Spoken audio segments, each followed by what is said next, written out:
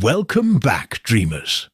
Today, we're diving into the captivating and intricate life of one of the Bible's most fascinating figures, Joseph, the son of Jacob and Rachel. A man defined not just by his lineage, but by his remarkable dreams and the tumultuous journey that spun from them. Buckle up, because we are about to embark on a riveting adventure filled with trials, triumphs, and, of course, dreams. Joseph was born into a world steeped in family dynamics and complex relationships. As the favored son of Jacob and Rachel, his father's beloved wife, he quickly learned the nuances of love and favoritism. Picture this. He is gifted a lavish coat, a vibrant garment that symbolizes both his elevated status and the envy it elicits from his brothers. But this beautiful coat wasn't just a fashion statement. It became a poignant symbol of his tumultuous journey ahead. Envy, such a powerful force. It's the catalyst that alters destinies and fuels conflicts. And here, it fuels the fire that would lead to Joseph's downfall. His brothers, filled with bitter jealousy, plot against him. They despise him not just for the coat, but for the dreams he shares, dreams that foretell his ascendancy and their subordination. Imagine being in their shoes, witnessing your father's blatant favoritism, while your younger sibling depicts forsaken futures with seemingly every dream he recounts. One of those dreams is particularly eye-opening. He dreams of binding sheaves of wheat, and his brother's sheaves bowing down to his own. This dream is a metaphorical harbinger of their future, foreshadowing a significant shift in familial dynamics. But how does one react to such a bold proclamation? Well, Joseph's brothers react with fury. They strip him of that colourful coat, a stripping away not just of his garment, but of his identity, his dreams, and his stature in their eyes. Joseph's brothers don't merely cast him aside, they throw him into a deep pit, effectively burying their own kin. Can you fathom the betrayal he felt? In an instant, his world turns upside down. But here's where it gets intriguing.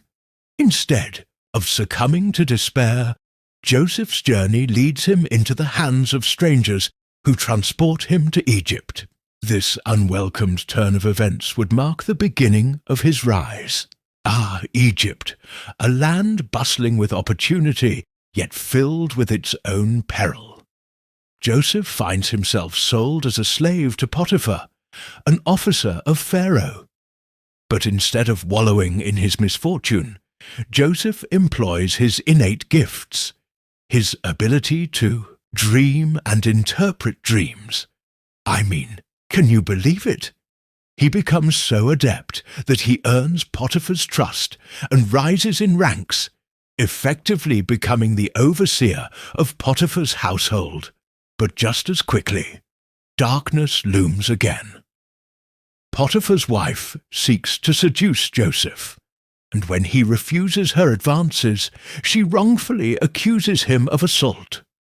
The very essence of betrayal stirs anew, as Joseph is cast into the depths of a dungeon. Picture the irony. Once honoured in his father's home, now imprisoned for his virtue. Are dreams not cruel tricksters? Yet, once more, Joseph's dreams propel him forward. While in prison, he encounters the Pharaoh's cupbearer and baker, both of whom are troubled by their own dreams. Joseph interprets their dreams with remarkable accuracy. One is restored to his position, while the other sadly meets his demise. But here's where it gets critical. Joseph explicitly requests the cupbearer to remember him to Pharaoh, to rescue him from the unjust prison sentence he endures. But, oh, the bitter taste! of forgetfulness. The cupbearer neglects his promise, leaving Joseph languishing in confinement. Now, fast forward 2 years, 2 long years of languishing and wandering. Pharaoh himself begins to have disturbing dreams, requiring an interpreter's insight. Suddenly, the cupbearer remembers Joseph. In a twist of fate, Joseph is summoned, from the dungeon cleaned up, and brought before Pharaoh. And you can bet he seized that moment. Joseph not only interprets Pharaoh's dreams, foretelling 7 years of prosperity, followed by 7 years of famine, but he also offers a strategic plan to save Egypt from impending disaster. Think about that. Here he stands, a former slave and prisoner, now advising the ruler of a powerful nation. What happens next is nothing short of phenomenal. Joseph is appointed governor, receiving authority second only to Pharaoh himself. The boy who was once hated and cast aside becomes a savior in a time of crisis. He stores grain during the years of plenty and then dispenses it judiciously during the famine.